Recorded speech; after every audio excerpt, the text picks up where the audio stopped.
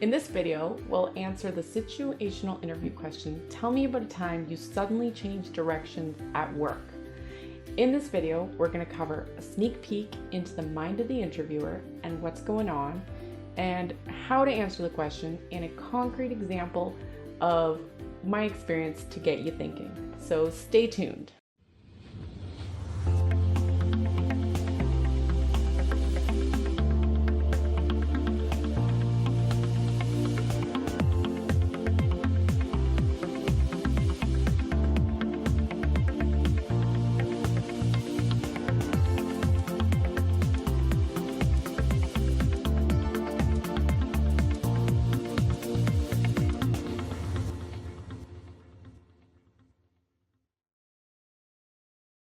Okay, so what's the point of this question? This question is to find out how flexible you are. So not physically flexible, although yoga is really good for you, but I'm talking about mentally flexible. And this is really tough for many people.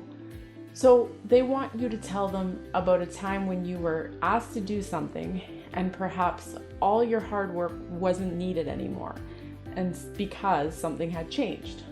Have you ever been there? I know I have, several times. So it's to see how you deal with things changing on the fly. How resilient are you, in other words? So do you get frustrated? Because honestly, in most situations like this, most people, when they're asked to change direction from what they're doing, they get frustrated. They get mad and angry because a lot of the times their hard work has been wasted. So they get in a bad state because they're feeling like they wasted all this time and effort, when really they are wasting their energy because they should be focusing on moving forward and getting where they need to go now. So here's how you answer the question. So we're going to answer this one like we answer all the other tell me about a time when questions with the SARI formula. So if you're not familiar yet, the SARI formula stands for situation, action, result, and interesting features. The SARI formula stands in many forms. It could be called STAR, which is situation, task, action, result, or it could just be SAR. Either way, they all work. So you want to tell an impactful story that paints a good picture of the situation and how you rose to a challenge and how it ended. So let's dig into an example of my own experience. So step 1, the situation. This is where we set the stage. So for example, I was working on planning a large corporate retreat for the company executives. We had a lot of it already done.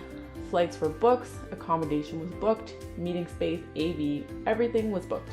Then suddenly, the president of the company had a sudden important meeting come up overseas, and the retreat needed to be postponed or canceled immediately. So they want to see how you're going to be flexible and adaptable and how you're going to move with things quickly when things change. This story is a perfect example of that. So step 2, action. What did I do? What were the actions that you took here? And what outcome did they lead to? So for example, going with my story part 2, I said, no problem, I'll get on this right away. I immediately canceled the flights, the meeting space, the hotel bookings, trying to get as much money back or credits for the future as I possibly could. I was able to negotiate some credits that I wouldn't have otherwise been able to do because I did it immediately. Therefore, the deadline was just about to be up, but I did save us some money. I was able to negotiate some extra points for the hotel, and I let them know that if they helped us out, we would be much likely to use them in the future. So this was my response. It was quick, immediate, and just let's get to it. This sucks, we gotta cancel it, but let's go for it. So in other words, just rolling with the punches and moving quickly. That was my action. And so that leads us to step 3. What was the result? So the result here was that they appreciated the fact that I was able to salvage some of the funds spent on the retreat and negotiate that extra credit and some of those extra points. It was before the deadline, so canceling the reservation was still just in the nick of time. If I had waited even a day, then I wouldn't have been able to do this. So a lot of people would waste time just being angry and complaining, and that might set them back from being able to do the best thing possible in the situation.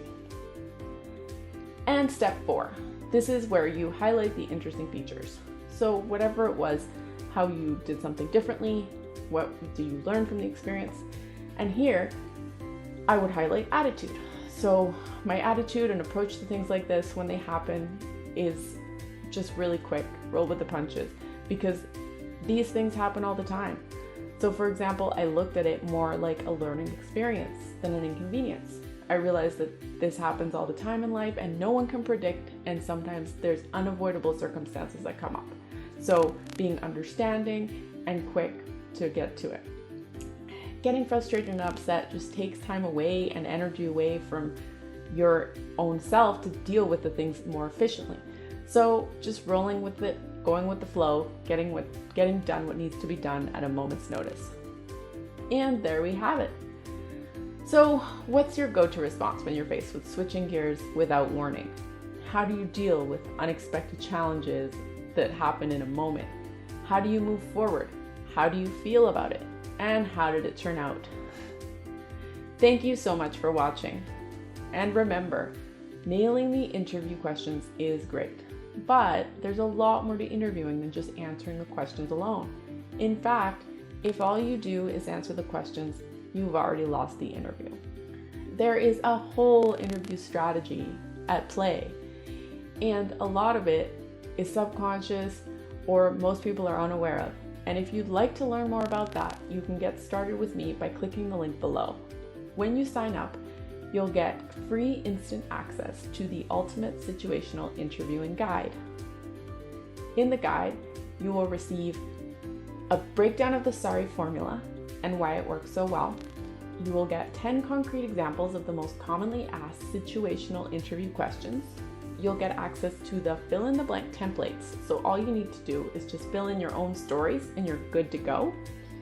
And you'll also get a little bonus I threw in there, 25 questions to get you thinking about your own stories.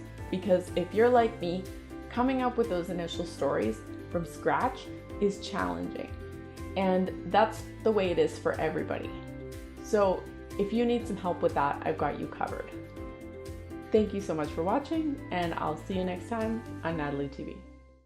Yay! Happy Independence Day! Happy Canada Day! Happy Canada Day! 150th anniversary of Canada.